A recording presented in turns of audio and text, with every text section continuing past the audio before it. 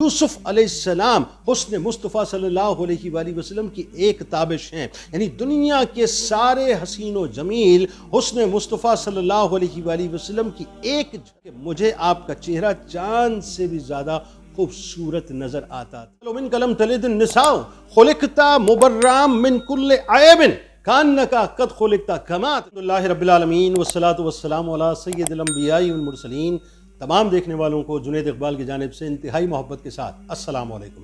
ناظرین کرام، آج اس ہستی کی بارگاہ میں چلتے ہیں جن کے حسن کا صدقہ پوری کائنات میں بڑھتا ہے، یعنی کائنات کے تمام حسین و جمیل جتنے بھی حسین و جمیل ہیں جس در سے جا کر حسن کی خیرات لیتے ہیں، آئیے ذرا اسی در پر حاضری دیتے ہیں اور ان کے حسن کا چرچا کرتے ہیں کہ دنیا بھر کے درختوں سے اگر قلم بنا لیے جائیں اور سمندروں اور پانیوں کو، یعنی جتنے بھی دریا کے پانی ہیں ان سب کو روشنائی میں تبدیل کر دیا جائے اور بنی نوع انسان کے ساتھ ساتھ جنات کو بھی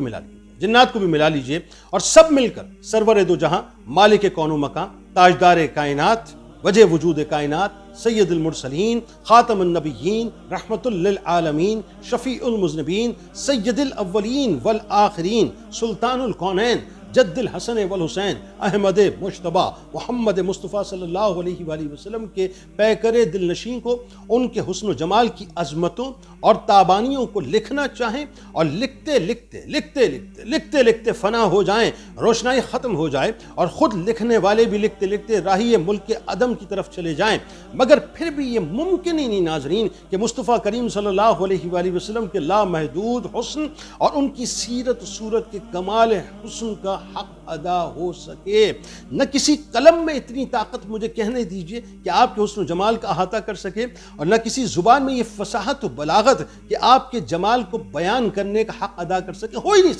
نہیں سکتا کہ اللہ تعالیٰ نے اپنے حبیب کریم صلی اللہ علیہ وآلہ وسلم کو وہ حسن و جمال عطا کیا کہ کوئی آنکھ اس کا احاطہ کر ہی نہیں سکتی، کوئی علم اس کو بیان کر ہی نہیں سکتا، کہ اللہ تعالیٰ نے آقا کریم صلی اللہ علیہ وآلہ وسلم کو کائنات میں حسن کا شہنشاہ بنایا ہے کہ آپ حسن کل ہیں، اور یوسف علیہ السلام حسن مصطفیٰ صلی اللہ علیہ وآلہ وسلم کی ایک تابش ہیں، یعنی دنیا کے سارے حسین و جمیل حسن مصطفیٰ صلی اللہ علیہ وآلہ وسلم کی ایک جھلک ہے۔ اگر میں یہ جملہ کہوں تو یہ جملہ غلط نہ ہوگا، بلکہ یوں کہیے کہ حسن کی تمام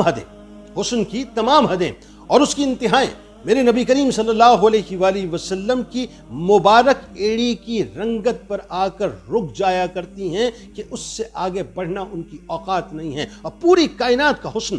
مصطفیٰ صلی اللہ علیہ وآلہ وسلم کا صدقہ و خیرات ہے کہ جس حسین کو جو حسن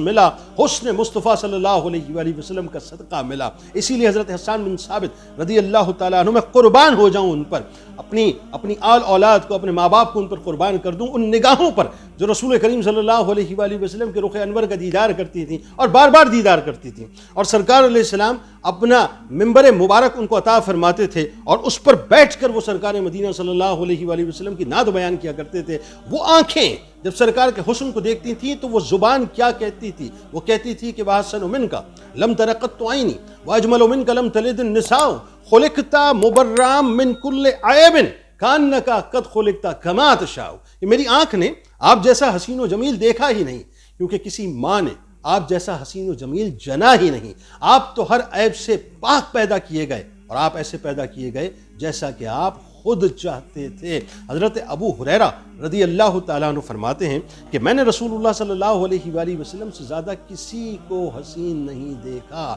ذہن میں رکھیے گا، یہ وہ صحابہ ہیں جو سرکار علیہ السلام کا دیدار صبح و شام کیا کرتے تھے۔ فرماتے ہیں میں نے کسی کو آپ سے زیادہ حسین دیکھا ہی نہیں ہے۔ وہ ایسے معلوم ہوتا تھا کہ سورج آپ کے چہرے میں چل رہا ہو، آپ کے مبارک چہرے میں چل رہا ہو۔ حضرت جابر بن سمورہ رضی اللہ تعالیٰ عنہ فرماتے ہیں کہ ایک مرتبہ میں نے رسول اللہ صلی اللہ علیہ وآلہ وسلم کو چاندنی رات میں سرخ دھاری دھار حلہ پہنے ہوئے دیکھا۔ میں کبھی چاند کو دیکھتا تھا اور کبھی آپ صلی اللہ علیہ وآلہ وسلم کے چہرے کو دیکھتا تھا۔ اب میں یہاں روک کے ایک بات سمجھاؤں، اور یہ حدیث کے جملے نہیں ہیں، میں اپنی طرف سے بات کر رہا ہوں، یعنی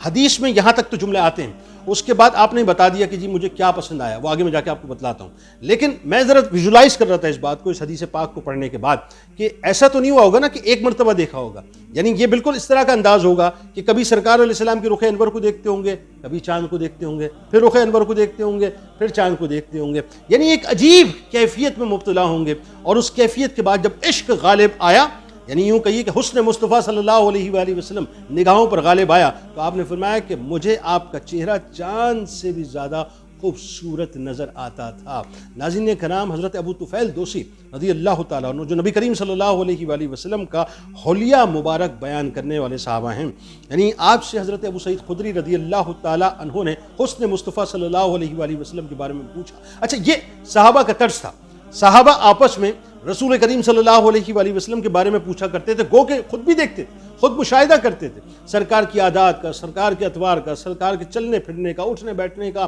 گفتگو کرنے کا، حسن و جمال کا، یعنی یہ جتنا بھی تذکرہ ہے یہ صحابہ کے درمیان رہتا تھا، کیونکہ وہ یہ جانتے تھے کہ ہمارے دلوں کی کھیتیاں بنیادی طور پہ رسول کریم صلی اللہ علیہ وآلہ وسلم کے ذکر سے، ان کی محبت سے، ان کے عشق سے تر و تازہ رہتی ہیں۔ تو آپ نے سوال کیا، ذرا مجھے بتائیے سرکار علیہ السلام کے حسن و جمال کے بارے میں، تو آپ نے جواب میں یہ فرمایا کہ آپ کی رنگت گوری تھی، اور گوری بھی ایسی جس میں ملاحت اور خوبصورتی اپنے جوبن پر تھی۔ حضرت جابر بن سمورہ رضی اللہ تعالیٰ عنہ حسن و جمال مصطفیٰ صلی اللہ علیہ وآلہ وسلم بیان فرما رہے تھے۔ ایک صحابی نے فرمایا رسول اللہ صلی اللہ علیہ وآلہ وسلم کا رخ انور تلوار کی طرح چمکدار تھا، یعنی یہ سوال تھا۔ تو حضرت جابر بن سمورہ رضی اللہ تعالیٰ عنہ نے فرمایا کہ تلوار کی طرح نہیں، تلوار کی طرح نہیں تھا، بلکہ آپ صلی اللہ علیہ وآلہ وسلم کا رخ زیبا سورج و چاند کی طرح روشن تھا۔ حضرت انس رضی اللہ تعالیٰ عنہ فرماتے ہیں حضور نبی کریم صلی اللہ علیہ وسلم کا رنگ سفید روشن تھا،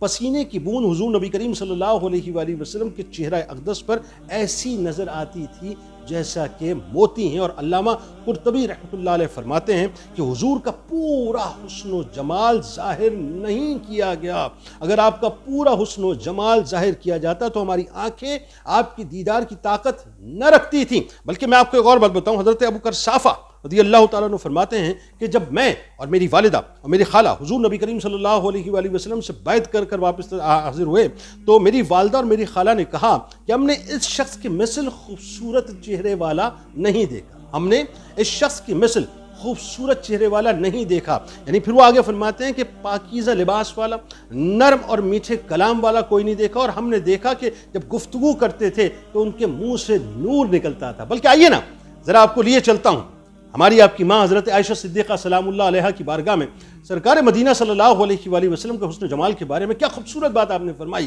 آپ فرماتی ہیں کہ مصر کی عورتوں نے یوسف علیہ السلام کے رخ انور کو دیکھا تھا، وہ اپنی انگلیوں کو کاٹ لیا تھا۔ اگر وہ رسول کریم صلی اللہ علیہ وآلہ وسلم کے رخ انور کا دیدار کر لیتی تو اپنے دلوں پر چھریا چلا دیتی، یعنی وہ ہے نا کہ اپنا اس نے یوسف پہ کٹی مصر میں انگشت زنا، سر کٹاتے ہیں تیرے نام پہ مردان عرب۔ تو رسول کریم صلی اللہ علیہ وآلہ وسلم کا حسن مبارک تو یہ ہے کہ ہماری ماں حضرت عائشہ صدیقہ سلام اللہ علیہا فرماتی ہیں کہ ایک مرتبہ میں اپنے حجرے کے اندر کچھ سی رہی تھی، اچھا سیتے سیتے سوئی جو ہے گر گئی، اور روایتوں میں آتا ہے کہ چراغ جو تھا وہ بجھ گیا۔ اچانک رسول کریم صلی اللہ علیہ وآلہ وسلم کی تشریف آوری ہوئی، اور جیسے ہی آپ تشریف لائے تو آپ کے رخ انور سے ایسا نور چھلک رہا تھا کہ جس کی روشنی کی وجہ سے سارا حجرہ روشن ہو گیا، یہاں تک کہ مجھے میری سوئی مل گئی۔ تو وہ دو مصرے پکار اٹھے کہ سوزن گمشدہ ملتی ہے تبسم سے تیرے، سوزن کہتے ہیں سوئی کو، تو سوزن گمشدہ ملتی ہے تبسم سے تیرے، شام کو صبح بناتا ہے اجالا تیرا۔ اللہ تبارک و تعالیٰ حضور نبی کریم صلی اللہ علیہ وآلہ وسلم کا دیدار کل بروز محشر ہم تمام گناہگاروں کو عطا فرمائے کہ وہ رخ انور جس رخ انور کی تابناکیاں پوری کائنات تکتی رہتی اور دیکھتی رہتی ہے، کاش کل رخ انور کا نظارہ ہم جیسے گناہگار بھی دیکھ پائیں۔ اس دعا اس امید اس یقین کے ساتھ اجازت دیں کہ اللہ تعالیٰ آپ کا ہمارا ہم سب کا حامی ناصر۔ اللہ